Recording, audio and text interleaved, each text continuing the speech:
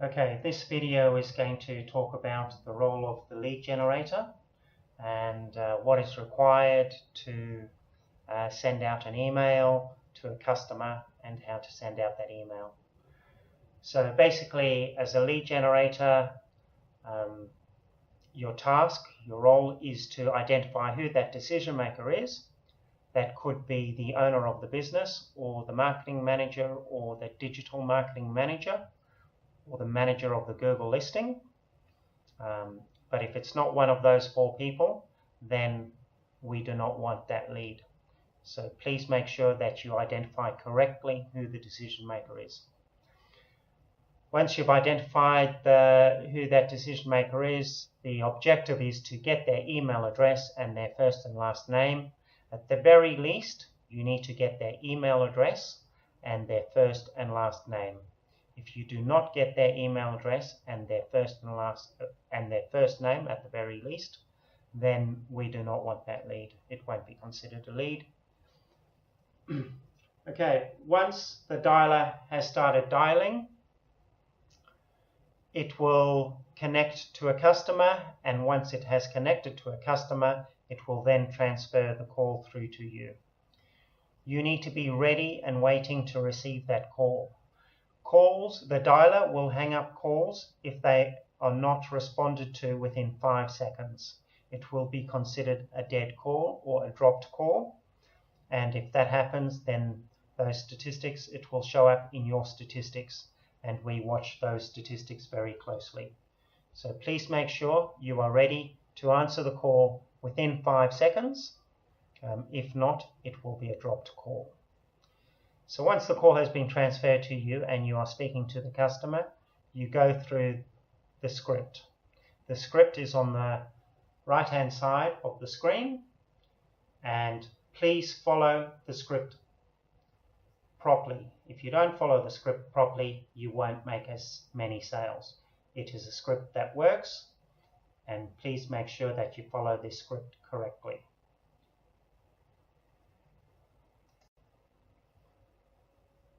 So you talking to the customer, you say, "Hi, my name is John, calling on behalf of Google Maps Street View."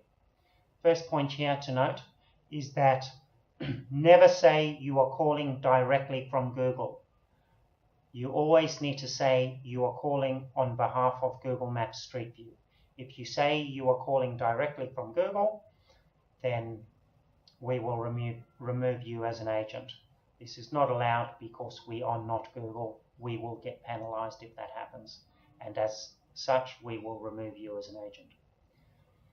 Point number 2 in the script, you continue. This is just a courtesy call to let you know that we will be photographing Google Street View inside businesses in your area between the 25th of March and the 28th of March. Point to note here is that every campaign has a campaign date. The reason for this is we want that business to make a decision on this product within a specific amount of time. So we're working towards the end of that campaign date for them to make a decision so that we can close the call. Make sure that you specify the correct campaign date.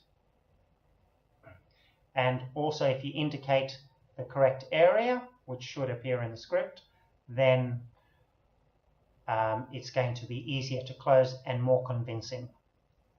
Point number 3, we are inviting businesses to join the program, so we need to notify the person that manages the Google listing. Is that yourself, or can you tell me who it is, please?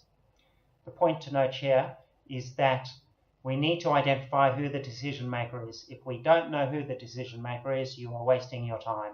We only want emails to be sent to the decision maker. So please make sure that the decision maker is either the owner, or if you say, the person who manages the Google listing, you will always end up with the right person, which could be the owner or the marketing manager or digital manager. Okay, point number 4, you continue with the script. Great. Are you familiar with Google Street View inside a business? If they are, then the objective is to get their email address and send out an email. If they're not, then you need to go through the script and explain to them what Google Street View inside a business is. So just scroll down to the bottom. It will have questions describing all the questions that a customer might ask. So if you get stuck, please make sure that you look for the correct answer to the question. Okay, so as you go through the script and the customer has requested more information, you need to capture their details in the form, their first name and their email address.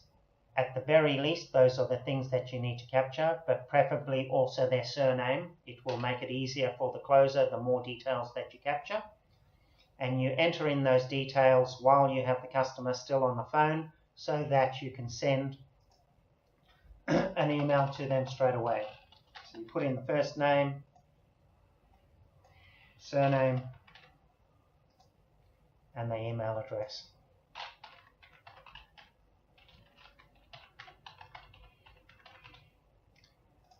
Sending out the email while you have the customer on the phone will at least help you identify whether it is the correct email address or not. You can ask the customer to check to see if he has received the email or not. You can also ask him to check his junk mail or spam to see if it went to junk or spam. But if the customer has time to do that, at least you'll be able to identify whether it's been sent to him correctly.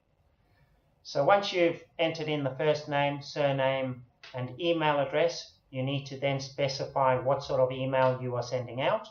You scroll to the bottom of the web form and you select either email, quote, or if you want to send out an email and a quote at the same time, you could specify email and quote. Or finally, if you're sending out a booking, you specify booking.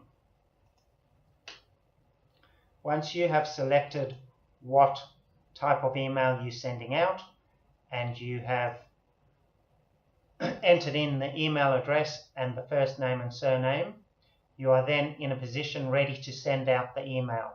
To do this, you click on the yellow button at the top, Web Form. Clicking on that button will send out the email instantly.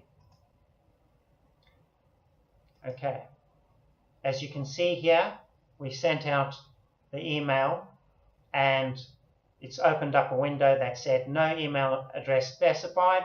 This is the email message you will receive if the email does not get sent correctly.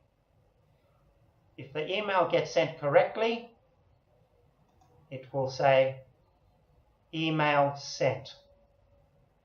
This is what happens if the email gets sent correctly. So please make note of those messages for every email that gets sent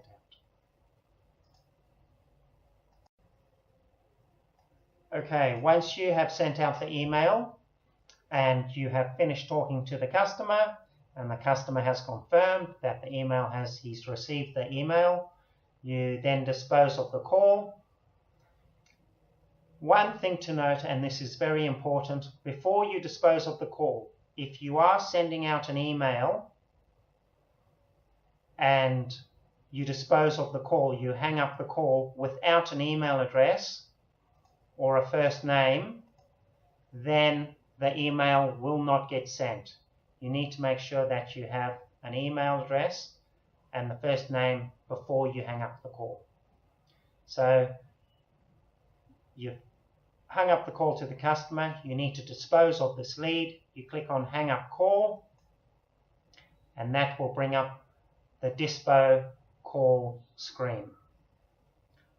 Now a couple of things to note here. You can pause the dialer so that the dialer doesn't continue to dial while you're filling this out.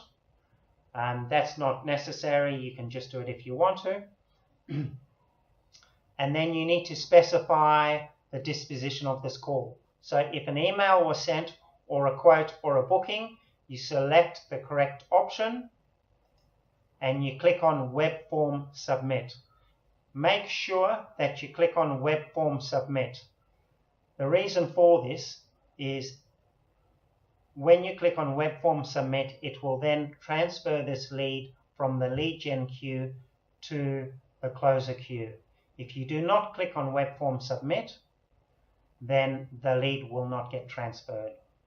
If you click on the blue Submit button, the lead will not get transferred to the correct queue. So please make sure you click on Web Form Submit.